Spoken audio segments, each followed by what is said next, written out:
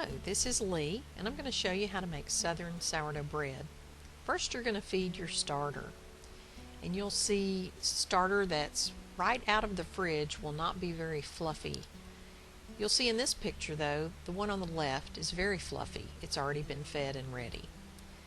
Then you're going to feed your starter with 100-degree water, approximately, 3 tablespoons of potato flakes, and 3/4 cup of sugar.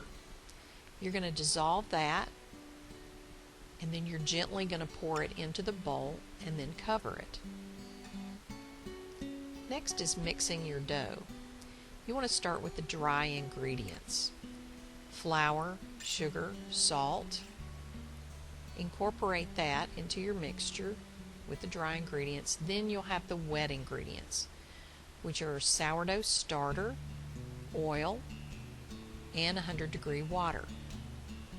Stirring is a very interesting process because it's very, very sticky and you don't want to over stir. Scrape the bottom with your spoon and incorporate all the flour in there. But I was thinking, I need to find out what 105. No, you're fine. Yeah, I like that. All right. Okay, and you're scraping the sides and you just start mixing it in. Mixing it all together. You don't overdo it.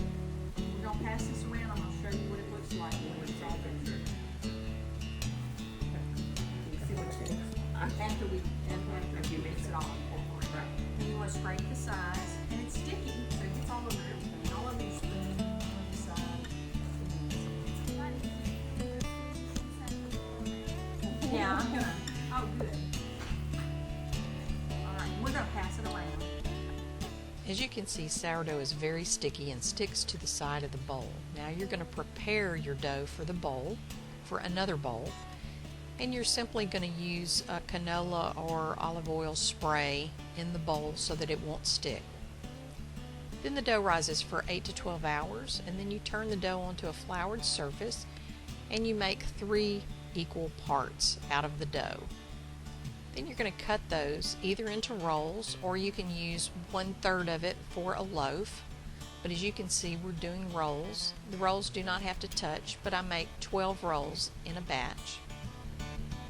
And you can see that they don't all touch, and that's good because they're going to rise. After making the rolls or loaves, it has to rise for another 8 to 12 hours. Then you're going to bake it in the oven for 350 degrees. You can experiment with different flours like spelt loaves too. This spelt bread is wonderfully delicious. Now we're going to make cinnamon rolls in our process. You'll take the dough, the sticky dough, and you'll put flour on the surface, and you want to roll it out into a rectangle. Then you're going to put butter on that rectangle, and it's actually a stick of butter. You're going to spread that evenly. Then you're going to put cinnamon all over the rectangle, and you want to be sure it's a healthy dose of cinnamon so that they'll taste really good. Then you're going to put brown sugar on top to cover, and then you're going to roll it up. As you're rolling it, you'll want to pinch the sides so that it'll hold together. And then you're going to start cutting. And you can just use the kitchen tool that I'm using, or you can use a knife. It doesn't really matter. You're going to cut each piece and lay it in the pan into a sprayed pan or with oil, and you're going to do 6 large rolls per pan.